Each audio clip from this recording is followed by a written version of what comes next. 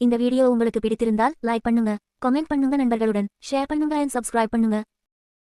கொடைக்கானல் மலைகளின் அடர்ந்த பனிக்காடுகளுக்குள் வரைபடங்களில் கூட சரியாக குறிக்கப்படாத ஒரு பகுதி இருந்தது.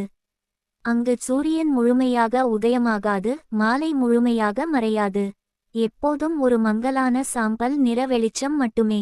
அந்த இடத்தை பற்றி அருகிலுள்ள கிராம மக்கள் மெதுவாக மட்டுமே பேசுவார்கள். அந்த பக்கம் போகாதீங்க, அங்க முனிவரின் மௌனம் இன்னும் உயிரோட இருக்கு என்று எச்சரிப்பார்கள். அந்த மௌனத்தின் மையத்தில் இருந்தது ஒரு பழமையான ஆசிரமம், காலத்தால் சிதைந்த கச்சுவர்கள், பிளந்த தூண்கள், பச்சை பாசி பிடித்த மண்டபம். அந்த ஆசிரமத்தில் ஒரு காலத்தில் வாழ்ந்தவர் ஆதிசிவானந்தர் என்ற முனிவர். ஆதிசிவானந்தர் சாதாரண முனிவர் அல்ல என்று மக்கள் நம்பினர். அவர் இளமையில் உலக வாழ்க்கையை துறந்து மனதின் இருண்ட இடங்களை ஆராய்ந்தவர். கிராமத்தில் சிலர் சொல்வார்கள் அவர் மனிதர்களின் சிந்தனையை படித்தார், சிலர் சொல்வார்கள் அவர் உயிரோடு இருக்கும் மனிதரின் பயத்தை கூட கைகளில் பிடித்து பார்க்க முடிந்தவர். அவர் தவம் செய்தது ஒலியற்ற மௌனத்தில். அந்த ஆசிரமத்தில் ஒரு விதிமுறை இருந்தது, யாரும் உரக்க பேசக்கூடாது. ஒருமுறை ஒரு இளைஞன் சிரித்ததற்காகவே அவர் 3 நாட்கள் அந்த இளைஞனை ஆசிரமத்திலிருந்து வெளியே அனுப்பியதாக கதைகள் பரவின. காலப்போக்கில் முனிவர் இன்னும் ஆழ்ந்த தவத்தில் மூழ்கினார். அவர் தினமும் இரவு 12 மணிக்கு ஓம் என்று நீண்ட உச்சரிப்பில் மந்திரம் சொல்லுவார். அந்த ஒலி மலைகளை தாண்டி கிராமத்துக்கே வந்து சேரும். ஆனால் ஒரு இரவு அந்த ஓம் சத்தம் வழக்கத்தை விட நீளமாக வேதனையுடன் ஒலித்தது. காற்று திடீரென திசைமாறியது.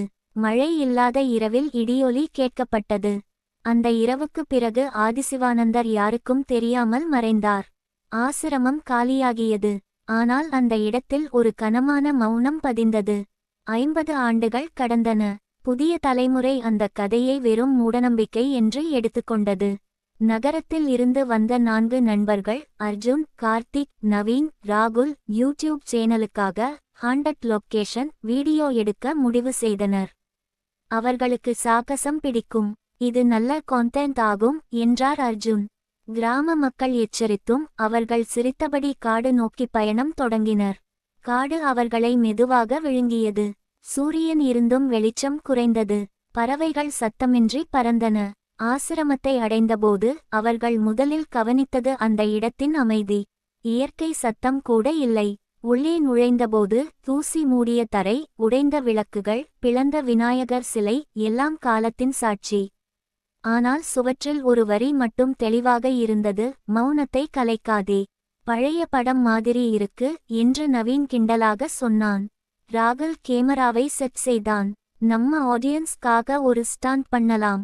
இங்க ராத்திரி 12 மணிக்கு ஓம் சொன்னா என்ன ஆகும் என்றான் கார்த்திக். அவர்கள் சிரித்தார்கள்.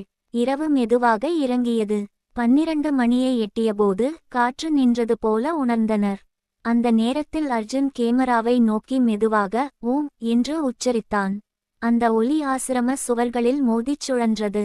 உடனே வெப்பநிலை குறைந்தது. மொபைல் சிக்னல் மறைந்தது. கேமரா திரையில் திடீரென ஸ்டாட்டிக் லைன்ஸ் தோன்றின. அவர்கள் பின்னால் ஒரு நீண்ட நிழல் நகர்ந்தது. முதலில் அது மரத்தின் நிழல் போல இருந்தது.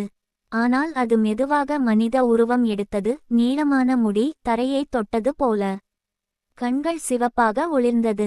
என் மௌனத்தை யார் கலைத்தது என்ற குரல் காற்றை கிழித்தது. அவர்கள் ஓட முயன்றார்கள். ஆனால் கதவு இருந்த இடத்தில் சுவர் மட்டுமே. ஆசிரமம் முடிவில்லா வழிகளாக மாறியது. ஒவ்வொருவரும் தனித்தனியாக பிரிந்தனர். அர்ஜுன் ஓடியபோது சுவற்றில் தன் பெயர் இரத்தத்தில் எழுதப்பட்டதை பார்த்தான். அர்ஜுன் மௌனத்தின் பலி. அவன் கைகளை பார்த்தான். அவனுடைய விரல்கள் இரத்தத்தில் நனைந்திருந்தன. நவீன் ஒரு அறைக்குள் சிக்கினான். அங்கு ஒரு பழைய கண்ணாடி இருந்தது. அவன் தன் முகத்தை பார்த்தான். ஆனால் கண்ணாடியில் இருந்தது முனிவரின் முகம், அதே சிவந்த கண்கள். கார்த்திக் ஒரு மண்டபத்தில் விழுந்தான். தரையில் பழைய மந்திர சின்னங்கள். அவன் காதில் மெதுவாக ஓம் என்ற ஒலி. அது வெளியிலிருந்து அல்ல, அவன் மனதிலிருந்து வந்தது. ராகுல் கேமராவை பிடித்தபடி அலறினான். கேமரா லைவ் ரெக்கார்ட் செய்தது.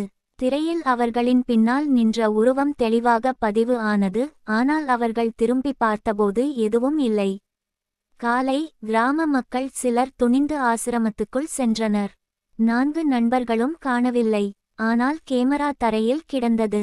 அதில் கடைசி ஃப்ரேம் முனிவரின் உருவம் கேமராவை நேராக நோக்கி நிற்கிறது. சுவற்றில் புதிய வரி, 5 பேர் வந்தார்கள். இப்போது நான் தனியாக இல்லை. அதன் பிறகு அந்த காட்டில் இரவு 12 மணிக்கு ஓம் என்ற ஒலி மீண்டும் கேட்கத் தொடங்கியது. அதை கேட்கும் ஒருவர் மறுநாள் காணாமல் போகிறார். கிராம மக்கள் இனி அந்த பாதையை கூட கடக்க மாட்டார்கள். ஆனால் சிலர் சொல்வார்கள், அந்த முனிவர் தீயவர் அல்ல. அவர் மௌனத்தை காப்பாற்ற முயன்றார். மனிதர்களின் பயம்தான் அவரை இருளாக மாற்றியது. ஆசிரமம் இன்னும் அங்கேயே உள்ளது. சுவர்களில் பாசி மேலும் பரவுகிறது. காற்று கூட அங்கு நுழைய தயங்குகிறது. ஆனால் சில நேரங்களில் பனிக்குள் ஒரு உருவம் நடக்கிறது போல தெரியும். அது ஆதிசிவானந்தரா அல்லது மௌனத்தின்